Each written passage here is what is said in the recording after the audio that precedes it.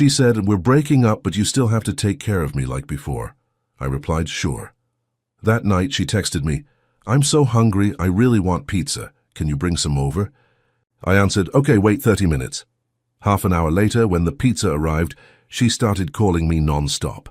It started with a FaceTime call. Chloe looked straight at me and said, "Mark, this isn't working. I think we need to see other people." I didn't freak out or try to talk her out of it. I just said, "Yeah, I know." "It's okay." She froze for a second. I could tell that wasn't the reaction she was expecting. Then she added, "But we can still be friends, right? You'll still be there for me? You're the only one who really gets me." I smiled a little. "Sure, Chloe, whatever you need." She smiled back like everything was fine, then hung up. I just sat there for a minute, staring at the blank screen. I thought I'd feel heartbroken or angry, but honestly, I felt free. I'd seen this coming for a while.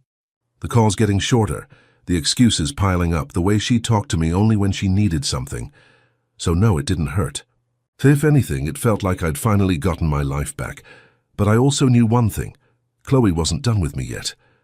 Looking back, I probably should have seen it coming way earlier. Chloe and I had been together for almost 2 years, and honestly, it was never balanced. I was the guy who always said, "Yeah, sure," to everything. Need a ride to a party at midnight? I'd be there. Forgot your charger? I'd drive across town to bring it. Craving sushi at 11 p.m. I'd order it and deliver it myself like a personal DoorDash driver. She used to call me her rock. But what she really meant was the guy who does everything for me and never complains. At first, I thought that's what love looked like, being there no matter what, putting her needs before mine. I thought she appreciated it. Turns out she just expected it. Chloe was complicated. She could be super sweet when she wanted to be. She'd send me long texts about how lucky she was to have me, how I understood her better than anyone. But then she'd go 2 or 3 days without replying to a single message. She'd love bomb me, act like I was the center of her world, and then suddenly disappear. And stupid me, I kept waiting for the sweet version of her to come back. I didn't even realize how much it drained me until one night we were at dinner, and she spent the entire meal texting someone else. I just sat there eating in silence, pretending it didn't bother me. That was kind of the story of our relationship, me pretending things didn't bother me. The real turning point came about a month before the breakup. She started hanging out with this new group of friends, mostly co-workers from her marketing job, and I noticed she was dressing up more, posting more selfies, and suddenly I was getting fewer invites to hang out. Whenever I asked if something was wrong, she'd roll her eyes and say, "Don't be so insecure. Mark, you're overthinking." That's when it clicked for me. I wasn't her boyfriend anymore. I was just the safety net, the guy she'd call when the fun was over, when she was bored, or when she needed emotional support after some random party. So when that FaceTime call happened, it wasn't a shock. It was more like confirmation. The weird part is I didn't even feel angry. I just realized that I'd been giving everything to someone who treated my effort like background noise. After the call, I remember just sitting there on my couch, phone still in my hand. I scrolled through our old messages, hundreds of "I miss you" texts from her, followed by weeks of silence. It was like reading a script of manipulation. That night, I decided I wasn't going to be that guy anymore. No more yes to everything. No more being the backup plan. Still, I knew Chloe too well. She wasn't the type to disappear quietly.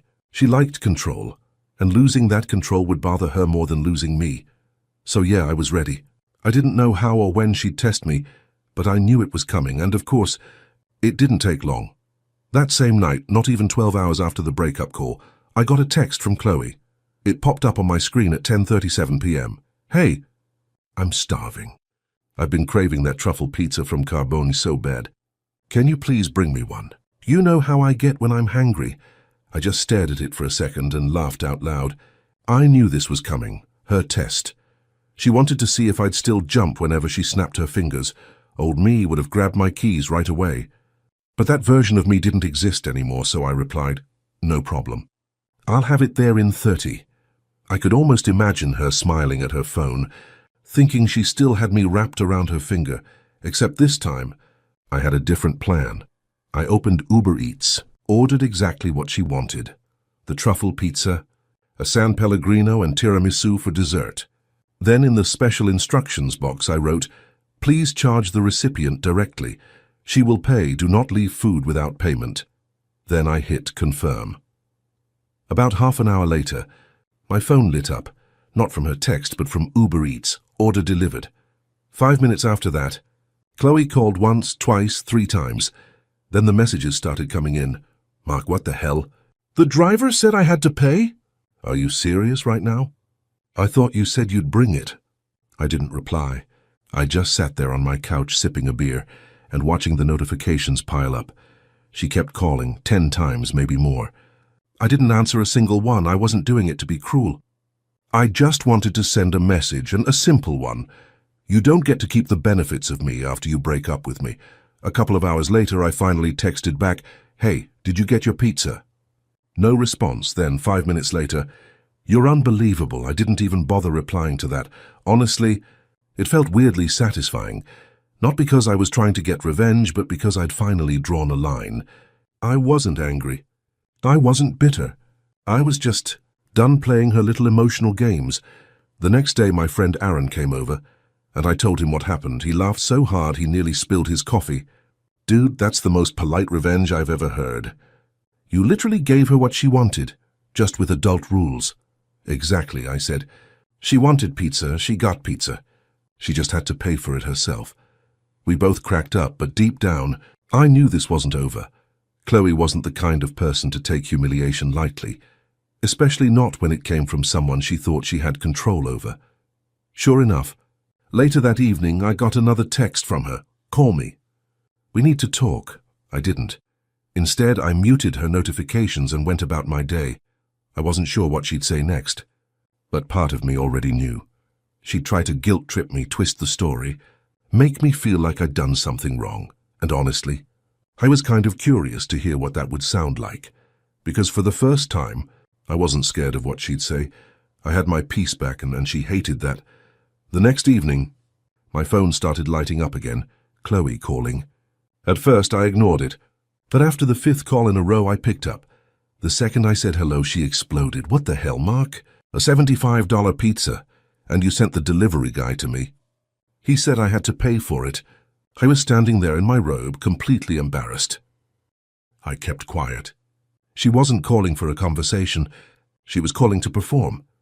"I thought we were friends. You literally said you'd be there for me." She continued. I took a slow breath. "And I was, Chloe. You said you were hungry. I ordered you the exact pizza you wanted and made sure it showed up at your door. That's what friends do, right? Help each other out. Friends don't send invoices with food," she yelled. "Right," I said calmly. "Friends also don't treat other people like personal assistants after dumping them." There was a pause. I could almost hear the gears turning in her head. "You're unbelievable," she finally said, her voice shaking, half angry, half embarrassed. "No, Chloe, I'm just not the guy you can call at midnight for free favors anymore." She didn't respond right away. Instead, she tried to change tactics. Soft voice, fake vulnerability. "I just thought we were still close," she said. "You always said you'd never stop caring about me."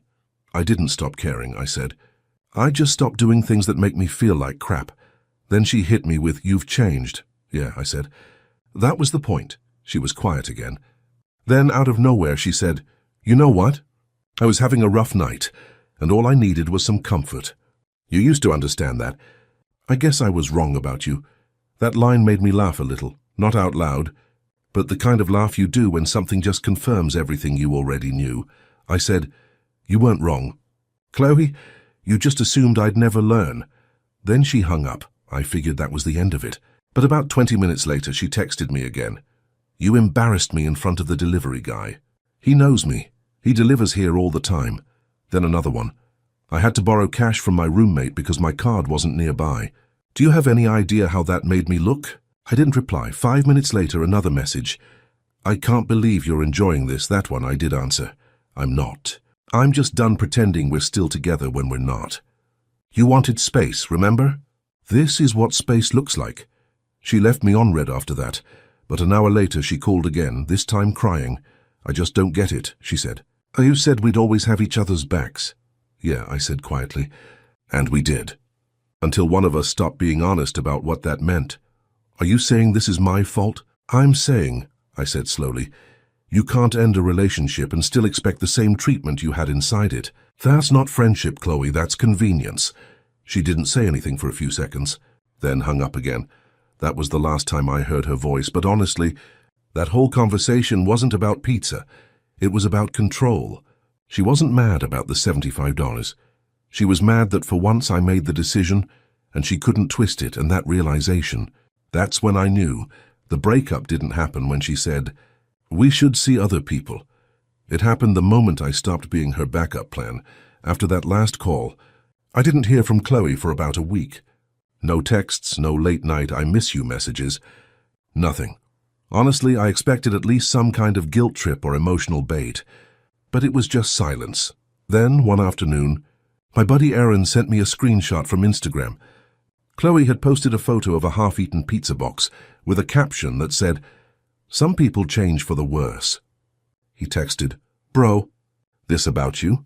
I just replied, "Who else?" and laughed. A few months ago, that post would have ruined my day. I would have started doubting myself, maybe even messaged her to defend what I did. But this time, I just rolled my eyes, blocked her account, and went back to work. I didn't even feel angry, or just done. That night, I finally cleaned out the last bits of her stuff from my apartment. A hairbrush, a hoodie she always wore, a half-empty bottle of her expensive perfume she forgot to take. I put everything in a small box and left it at the front desk of her building with a note that simply said, "Take care, Chloe." No sarcasm. No bitterness. Just closure. After that, I went home, sat on my balcony, opened a beer, and just breathed. It felt weirdly peaceful, like the noise in my head had finally stopped. For the first time in 2 years, I didn't feel like I was waiting for a text or worrying about what mood she'd be in, or trying to earn someone's attention. I just existed. Aaron called later that night and asked, "So, how's the single life treating you?" I said, "Honestly, quiet. But it's the good kind of quiet." We talked for a while about how much energy I'd wasted trying to fix something that was never broken. It was just one-sided. And that's when it hit me. The moment I told Chloe, "Sure, whatever you need on that FaceTime call," I wasn't agreeing to be her emotional crutch. I was giving her one last chance to realize what she'd lost. She didn't, and that's okay because it wasn't about her anymore. It was about me finally respecting my own limits. Before I went to bed that night, I caught myself smiling. Not out of pride or spite, just peace. I whispered to myself, almost jokingly, "Turns out the best way to be there for someone is to be there for yourself first." Then I turned off my phone, lay back, and for the first time in a long time, fell asleep without checking for her name on the screen.